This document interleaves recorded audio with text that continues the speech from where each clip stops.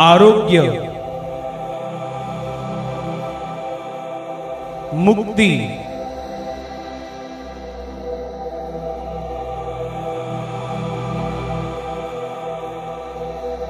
पापक्षमा,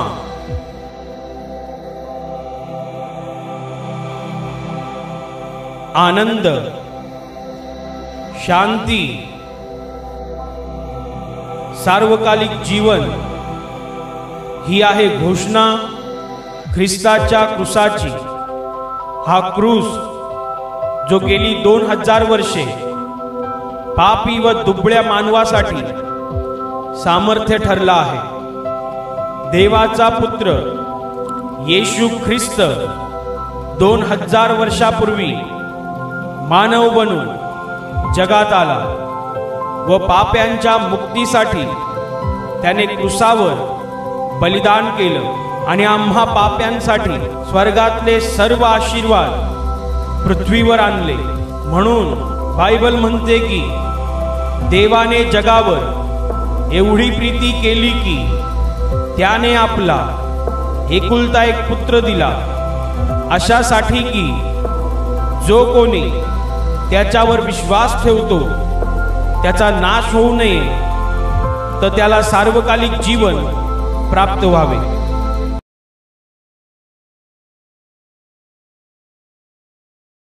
पूर्ण बायबल पान नंबर 264 पौलाचे गलतीकरास पत्र अध्याय 6 वचन 14। मी वाचून दाखवते, सर्वजण लक्ष द्या। आपला प्रभू येशू ख्रिस्त याच्या वधस्तंभाच्या अभिमानाशिवाय कशाचाही अभिमान बाळगणे माझ्या हातून न हो। त्याच्याद्वारे जग मला वधस्तंभावर खिळलेले आहे व मी जगाला वधस्तंभावर खिळलेला आहे। Hallelujah, hallelujah, hallelujah, hallelujah, hallelujah, hallelujah. संत पौल म्हणत आहे, आपला प्रभू येशू ख्रिस्त ह्याच्या वधस्तंभाच्या अभिमानाशिवाय आणखी कशाचाही अभिमान बाळगणे माझ्याकडून, माझ्या हातून न हो। Hallelujah, hallelujah, hallelujah. हा पौल प्रभू येशूचा प्रभावी शिष्य होता, ज्याला मोठ्या प्रमाणात देवाने पवित्र आत्म्याने भरून काढलं होतं, ज्याला मोठ्या प्रमाणात सामर्थ्याचा अभिषेक झालेला होता आणि ज्याच्या हातून फार मोठी अद्भुत आणि फार मोठी चिन्ह घडत होती। आणि हा पौल असं म्हणत आहे की मला फक्त एकाच गोष्टीचा अभिमान बाळगायचा आहे, एकाच गोष्टीविषयी मी अभिमान बाळगेन, आणि ती गोष्ट म्हणजे आपल्या प्रभू येशू ख्रिस्ताचा वधस्तंभ, म्हणजे येशूचं क्रूसावरचं बलिदान। Hallelujah, hallelujah, hallelujah, hallelujah, hallelujah. अभिमान बाळगण्यासाठी, थोडक्यात गर्व करण्यासाठी पौलाकडे बरीच कारणं होती। कारण पौल हा कोणी साधा सुद्धा माणूस नव्हता। जेव्हा तो येशूकडे आला नव्हता, जेव्हा त्याला येशूची ओळख नव्हती, तेव्हाही तो जगामध्ये एक सन्मानित माणूस होता। आणि येशूमध्ये आल्यानंतर सुद्धा तो एक सामर्थ्यशाली शिष्य बनला होता। पौल येशूकडे यायच्या अगोदर तो नियमशास्त्राचा शिक्षक होता, नियमशास्त्राचा विद्वान आणि पंडित होता। म्हणजे जेव्हा तो जगात होता तेव्हा नियमशास्त्राचा शिक्षक, विद्वान आणि पंडित म्हणून त्याला जगामध्ये मान आणि सन्मान होता। इस्रायल लोकांमध्ये त्याला फार मोठा सन्मान मिळत होता। आणि प्रभू येशूची ओळख झाल्यानंतर त्याने हा सगळा मान सन्मान सोडून दिला। त्याने नियमशास्त्राचं शिक्षक होण्याचं पत्करलं नाही, तर येशूचा सेवक होणं पत्करलं आणि तो येशूच्या नावाचा प्रचार करायला लागला। हे करत असताना देवाने त्याला मोठा पवित्र आत्म्याचा अभिषेक केला, ज्यामुळे त्याला फार मोठं सामर्थ्य मिळालं आणि पौलाच्या हातून फार मोठे चमत्कार आणि मोठी अद्भुत घडली। Hallelujah, hallelujah. बायबल पौलाविषयीची साक्ष देतं की पौलाच्या अंगावरून रुमाल किंवा फडकी काढून ती जर आणून आजारी लोकांवरती घातली तर त्यांचे रोग बरे होत होते. हा पौल याला देवाने एवढा मोठा सामर्थ्याचा अभिषेक केला होता की त्याच्या शरीरातून ही सामर्थ्य वाहत होतं. पौलाच्या अंगावर रुमाल किंवा फडके आणून लोक टाकायचे आणि नंतर ते परत घेऊन जाऊन घरात असलेल्या आजारी माणसावर टाकायचे आणि आजारी माणूस बरा व्हायचा. बायबलमध्ये असाही प्रसंग लिहिलेला आहे की पौल एकदा एका मंडळीला प्रवचन देत होता. रात्रीची वेळ होती आणि वरच्या माळ्यावरती प्रवचन सुरू होतं. बराच वेळ प्रवचन लांबलं. मध्यरात्रीपर्यंत पौलाचं बोलणं सुरू राहिलं आणि त्यावेळेला एक तरुण मुलगा तिथे खिडकीवर बसला होता पौलाचं प्रवचन ऐकण्यासाठी.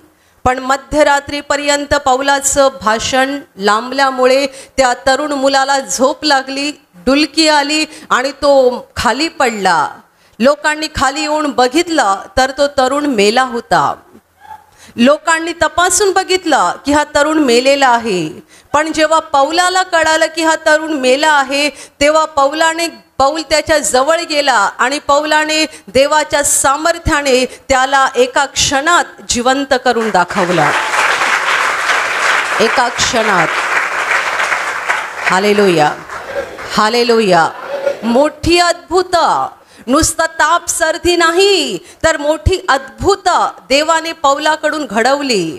बायबलमध्ये म्हटलेलं आहे की पौल एकदा एका राजाला येशूची सुवार्ता सांगत होता आणि तो जेव्हा राजाला सुवार्ता सांगत होता तेव्हा राजदरबारामध्ये असलेल्या एका जादूगाराने मध्येच त्याला अडवलं आणि राजाला सुवार्ता ऐकण्यापासून थांबवलं. कारण पौल राजाला सुवार्ता सांगतोय आणि राजा शांतपणे ऐकून घेतोय हे त्या जादूगारामध्ये असलेल्या सैतानी शक्तीला सहन झालं नाही आणि म्हणून जादूगाराने मध्येच अडवून राजाला सुवार्ता सांगण्यासाठी थांबवलं.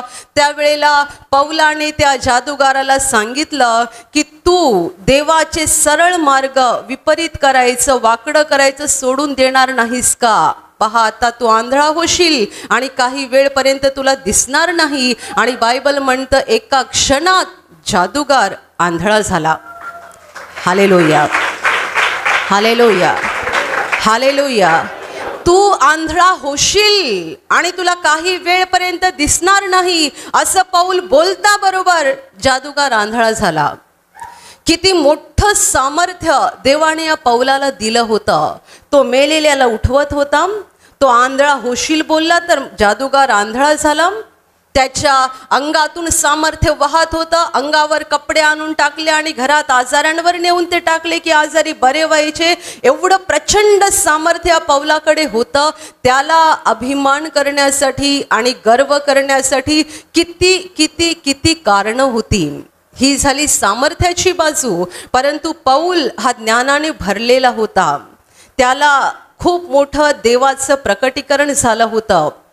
नव्या करारामध्ये जी येशूच्या शिष्यांनी पत्र लिहिलेली आहेत त्यातील सगळ्यात जास्त पत्र पौलाची आहेत. कारण पौलाला देवाने जास्त प्रकटीकरण केलं होतं आणि त्याच्याकडे फार मोठा प्रकटीकरणाचा आत्मा असल्यामुळे त्याला खूप मोठं स्वर्गीय ज्ञान प्राप्त झालं होतं.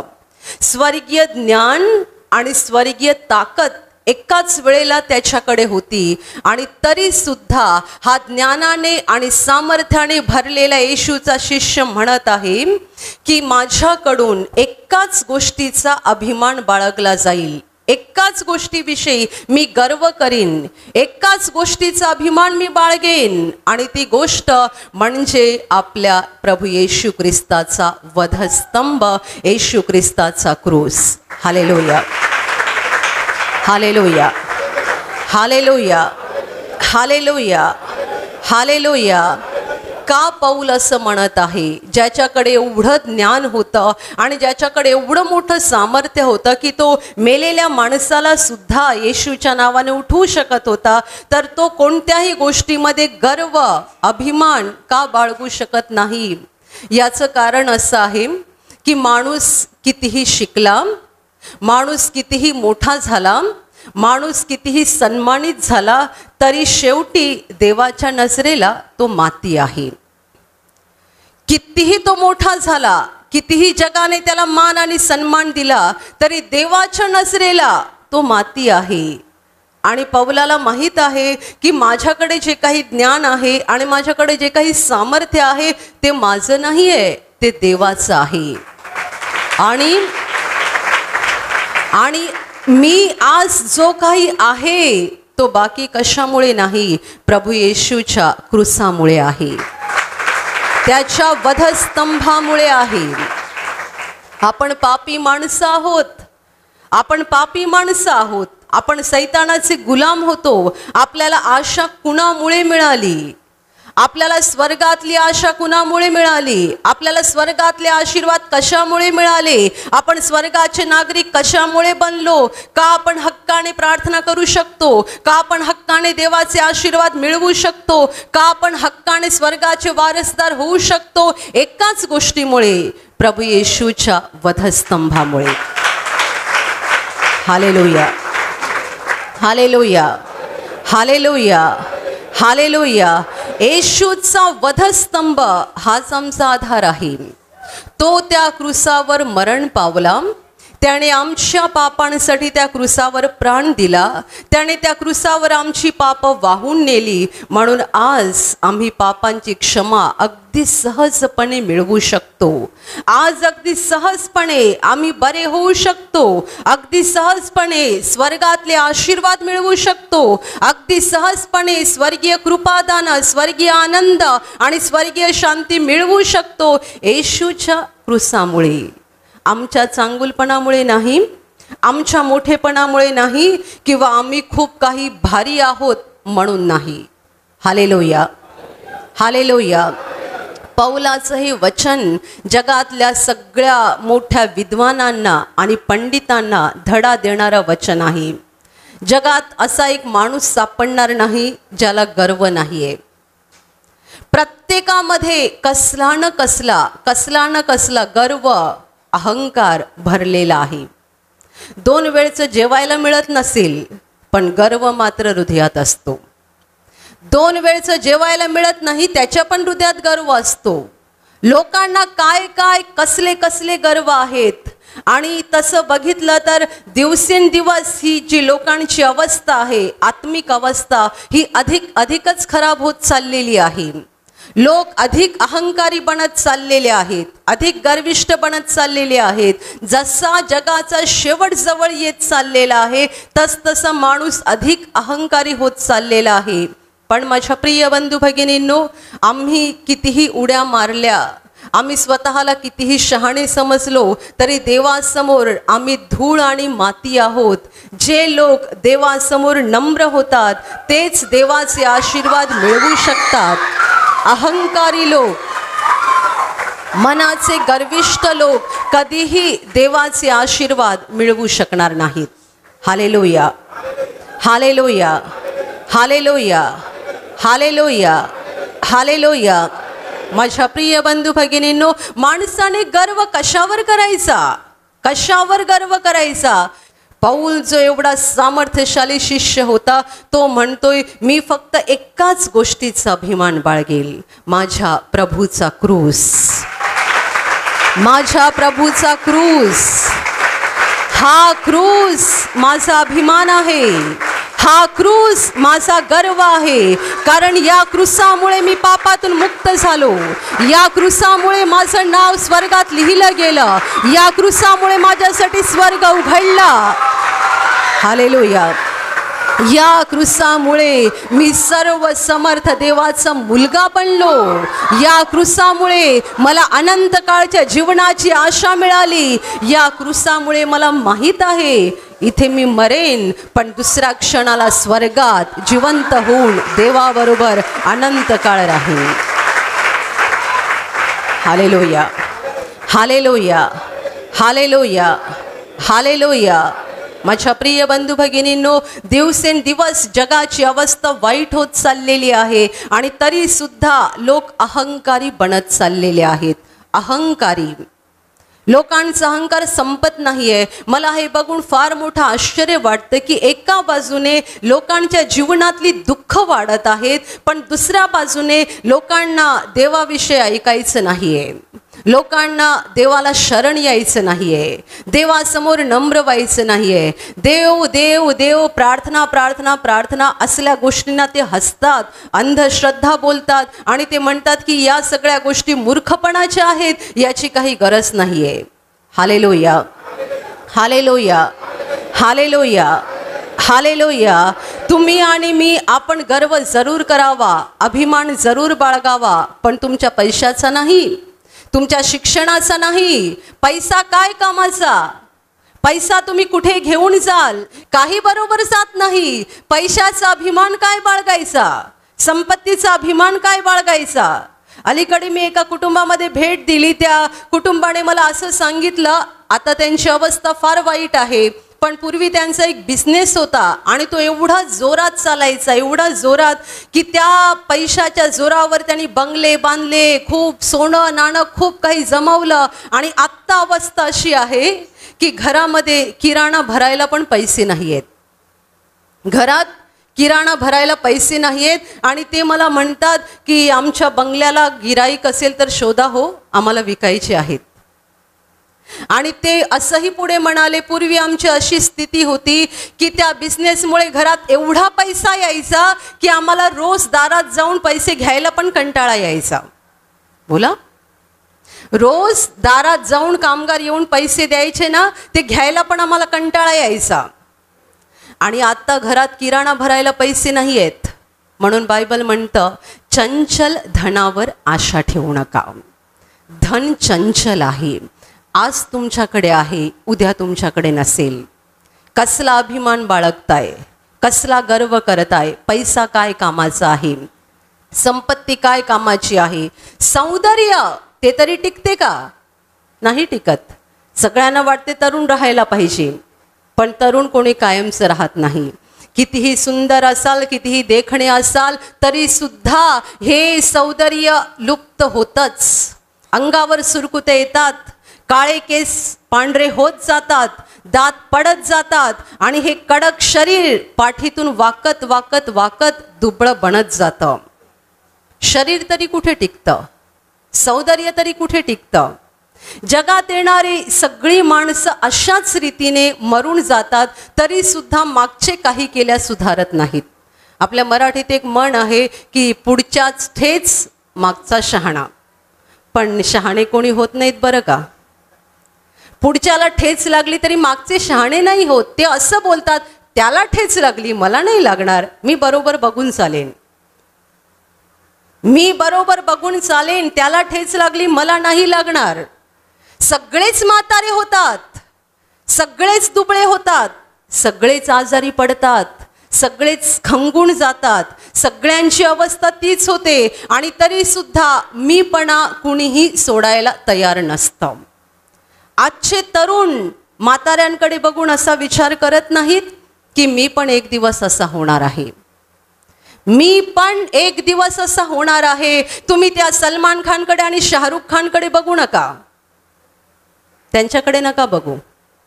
तुमच्या बाजूला जी म्हातारी माणसं आहेत ना, त्यांच्याकडे बघा. स्वप्नामध्ये जगू नका, वास्तवात जगा. ती स्वप्न आहेत, सैतानाने तुम्हाला भुरळ घालण्यासाठी दिलेली स्वप्न. त्या स्वप्नाकडे बघू नका, वास्तवामध्ये जगा, सत्य परिस्थितीमध्ये जगा. एखादा मुलगा लग्न झालं आणि बायको घरात आली की आई वडिलांबरोबर उद्धट बोलायला लागतो. आई वडील त्याला नकोसे होतात, आई वडिलांना टाकून बोलतो, शिव्या पण देतो, पण विसरतो एक दिवस मी पण असाच होणार आहे, मी पण असाच होणार आहे. आणि जर मी माझ्या वडिलांना आज अशी वागणूक दिली तर माझी मुलं पण मी म्हातारा झाल्यावर मला अशीच वागणूक देणार आहेत. जे पेरलं तेच उगवणार. तुम्ही जे आता पेरताय तेच तुमच्यासाठी उगवलं जाणार आहे. तुम्ही जर आज तुमच्या वडिलांचा अपमान करत आहात, तुम्ही जर आज तुमच्या वडिलांना 2 वेळचं जेवण सुखाने देऊ शकत नाही आहात, ही जर तुम्ही त्यांची अवस्था करून ठेवलेली आहे का? कारण तुम्ही चांगले कमावताय, कामावर जाताय, हातात पैसा येतोय, तुम्हाला आता वडिलांची गरज नाही आहे. आणि सगळ्यात चांगली गोष्ट तुम्ही करून घेतली असेल, आई वडिलांची प्रॉपर्टी पण अगोदरच सही घेऊन नावावर करून ठेवली असेल, त्यामुळे आता तुमची गरज संपली. पण तुम्ही विसरलात की तुम्ही पण म्हातारे होणार आहात आणि तुमच्या जागेवर तुमचा मुलगा असणार आहे. तोही तुम्हाला तीच वागणूक देणार आणि किंबहुना जास्त देणार, कारण बँकेत ठेवलेल्या पैशावर व्याज मिळते ना, आणि कर्जावर पण व्याज भरावं लागतं.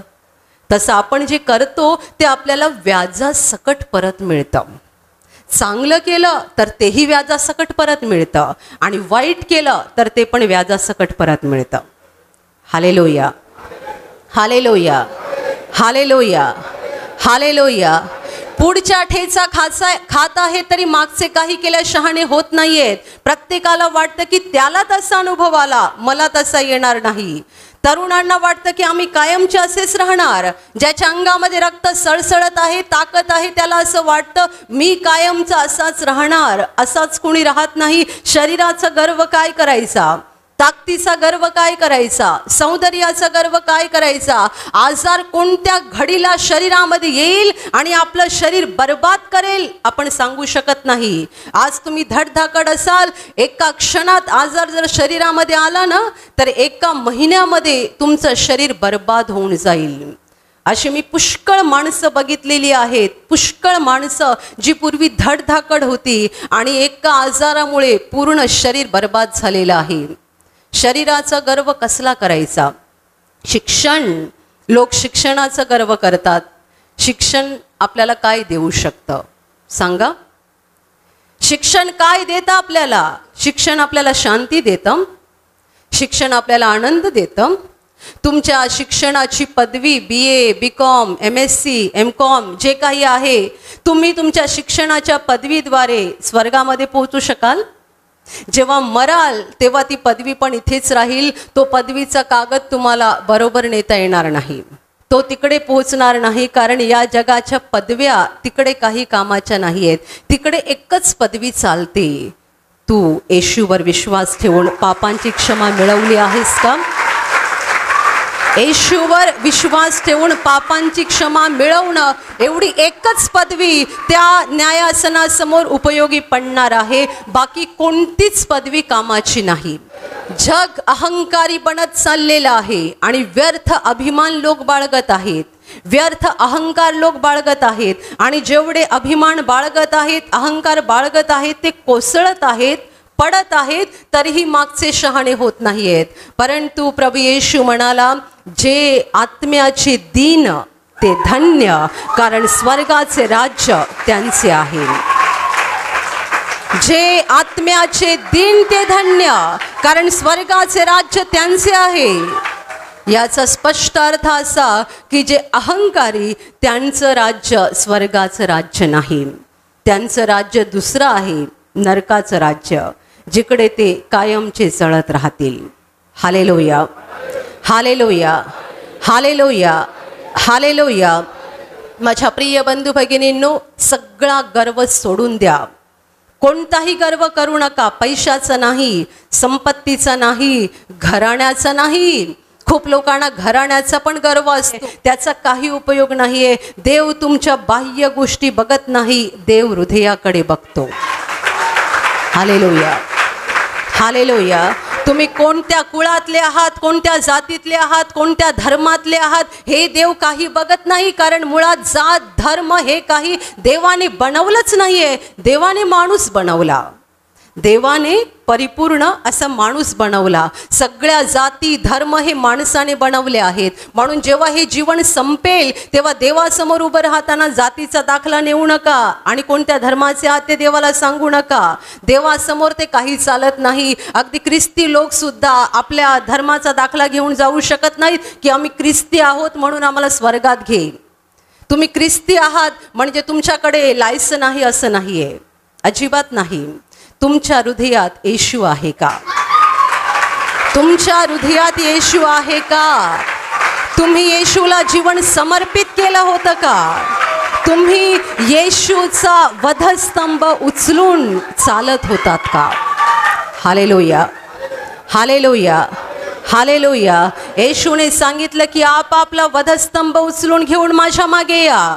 देव तुम्हाला विचारेल, तुम्ही वधस्तंभ उचलून चालला होतात का. तुम्ही ख्रिस्ती होतात का, कॅथोलिक होतात का, प्रोटेस्टंट होतात का. देवाला ते काही बघायचं नाहीये. देव सांगेल हे सगळं मी बनवलं नाहीये, तुम्हीच बनवलेलं आहे. Hallelujah, hallelujah, hallelujah. सगळा अहंकार सोडून द्या. सगळ्या प्रकारचा अहंकार तुमच्या हृदयातून काढून टाका आणि देवासमोर स्वतःला नम्र करा. संपूर्णपणे नम्र व्हा. कारण आपण पापी माणसं आहोत. आपल्याला पुढचा क्षण माहिती नाहीये. आपण उद्या असणार की नाही हे आपल्याला माहिती नाहीये. आपल्या जीवनाबद्दल आपल्याला काहीच माहिती नाहीये.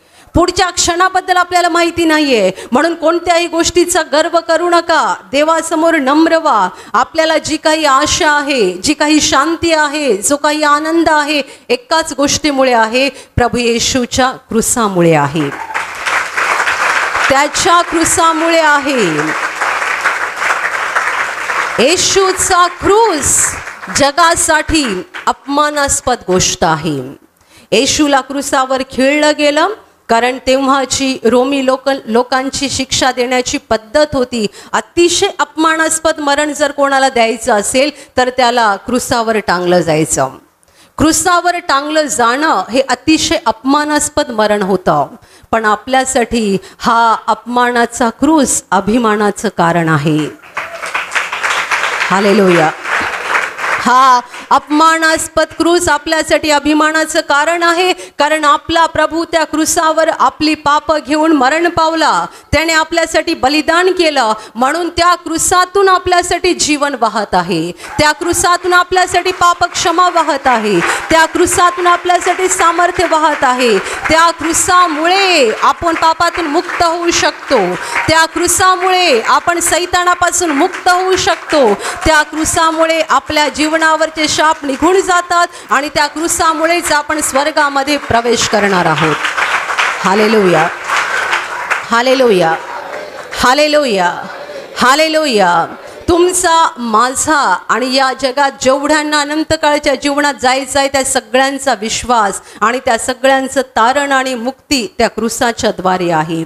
हा क्रूस जर नसता आणि प्रभू जर क्रूसावर मेला नसता तर तुम्हाला आणि मला काहीच आशा नव्हती. येशू जेव्हा क्रूसावर टांगलेला होता तेव्हा क्रूसाखाली चेष्टा करणारे लोक उभे होते आणि ते येशूला सांगत होते की तू जर देवाचा पुत्र आहेस तर स्वतःला वाचव. तू जर देवाचा पुत्र आहेस तर क्रूसावरून खाली उतर, आपला बचाव करून दाखव. तू आंधळ्याचे डोळे उघडलेस, तुला स्वतःला वाचवता येत नाही. तू मुक्यांना बोलतं केलं आणि आता तू का असं मरतोयस. तू मेलेल्यांना जिवंत केलं आणि आता तू का तडफडतोयस. तू जर देवाचा पुत्र आहेस तर क्रूसावरून खाली उतर, स्वतःचा बचाव कर. प्रभू ऐकत होता पण त्याने त्याप्रमाणे केलं नाही. तो ऐकत होता पण त्याने त्याप्रमाणे केलं नाही. क्रूसावरून खाली उतरणं त्याच्यासाठी शक्य होतं. तो क्रूसावर असताना शक्तिहीन झालेला नव्हता, कमजोर झालेला नव्हता. त्याचं सामर्थ्य संपलं नव्हतं. आंधळ्याला दृष्टी देताना, मेलेल्यांना उठवताना, रोग्यांना बरं करताना जे सामर्थ्य त्याच्याकडे होतं तेच सामर्थ्य तो क्रूसावर तडफडत असताना त्याच्याकडे होतं. पण तो जर क्रूसावरून उतरला असता तर आपल्याला काहीही आशा नव्हती. तो आपल्यासाठी क्रूसावर तडफडत होता. तो आपल्यासाठी रक्त सांडत होता. तो आपल्यासाठी वेदना भोगत होता. तो जर क्रूसावरून उतरला असता तर पापांची शिक्षा अर्धवट राहिली असती आणि पापी माणूस कधीही स्वर्गात पोहोचू शकला नसता.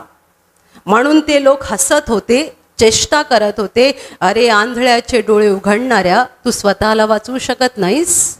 अरे मेलेल्यांना जिवंत करणाऱ्या, तू स्वतःला वाचवू शकत नाहीस.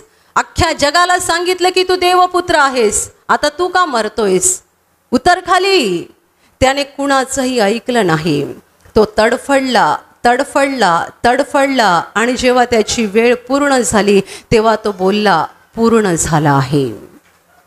पूर्ण झालं आहे. काय पूर्ण झालं आहे. तारण कार्य पूर्ण झालं आहे. मानवांच्या पापांची शिक्षा घ्यायचं पूर्ण झालं आहे. मी सगळी शिक्षा भोगली आहे, पूर्ण झालं आहे. ते पूर्ण केल्याशिवाय तो क्रूसावरून उतरला नाही. पूर्ण झालं आहे असं म्हणून त्याने पित्याला सांगितलं, हे बापा, मी माझा आत्मा तुझ्या हातात सोपवतो. आणि मस्तक लावून त्याने प्राण सोडला. तो मेला आणि तिसऱ्या दिवशी जिवंत होऊन त्याने दाखवलं की तो खरोखर देवपुत्र आहे. हालेलुया. हालेलुया. तू जर देवपुत्र आहेस तर सिद्ध कर, असं लोक त्याला सांगत होते. तो सिद्ध जरूर करणार होता, पण शिक्षा अर्धवट ठेवून नाही. मी सिद्ध करणार, या तडफडत्या अवस्थेत मरणार आणि तिसऱ्या दिवशी उठून मी दाखवेन की मी देवपुत्र आहे.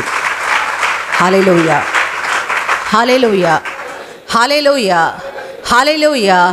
त्या क्रूसामुळे आपल्याला आशा आहे, त्या क्रूसामुळे आपल्याला आधार आहे. नाहीतर आपण सगळी पापी माणसं आहोत. आपण पापात राहू, पापात जगू, पापात मरू आणि मेल्यावर नरकामध्ये जाऊ, अनंत काळाच्या यातना भोगत राहू.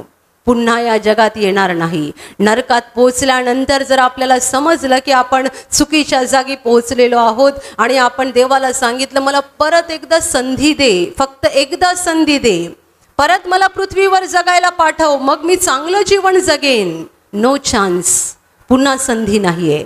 ही संधी आत्ता आहे.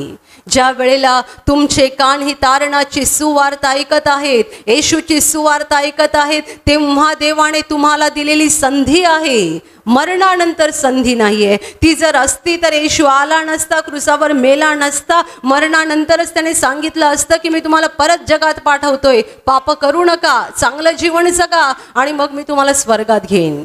पण मरणानंतर संधी नाहीये. Hallelujah, hallelujah, hallelujah, hallelujah.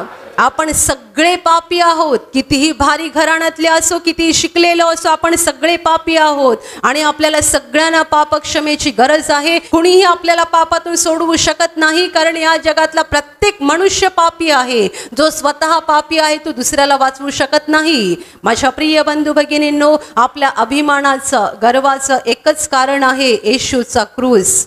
बाकी कोणत्याही गोष्टीचा गर्व करू नका, कोणत्याही गोष्टीचा अहंकार करू नका. नेहमी असं बोलायला शिका, मी एक पापी व्यक्ती आहे, मी एक पापी मनुष्य आहे आणि जे काही माझ्याकडे आहे, जो काही आशीर्वाद, जी काही कृपा, जो काही आनंद, जे काही शांती माझ्या जीवनात आहे, ती माझ्या प्रभूच्या क्रूसामुळे आहे.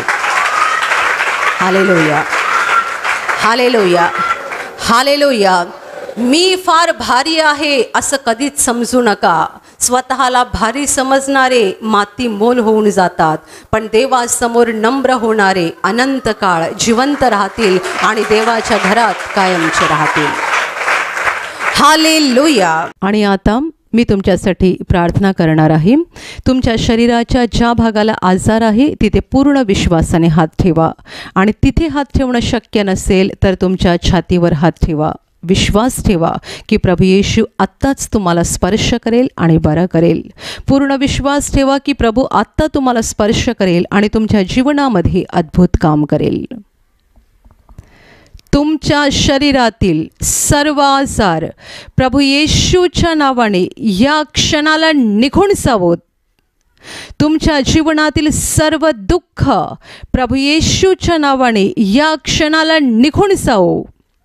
तुमच्या जीवनात काम करणारी सर्व अंधाराची शक्ती प्रभू येशूच्या नावाने ह्या क्षणाला निघून जावो. सैतानाची सर्व बंधनं तुमच्या जीवनातून तुटून जावोत.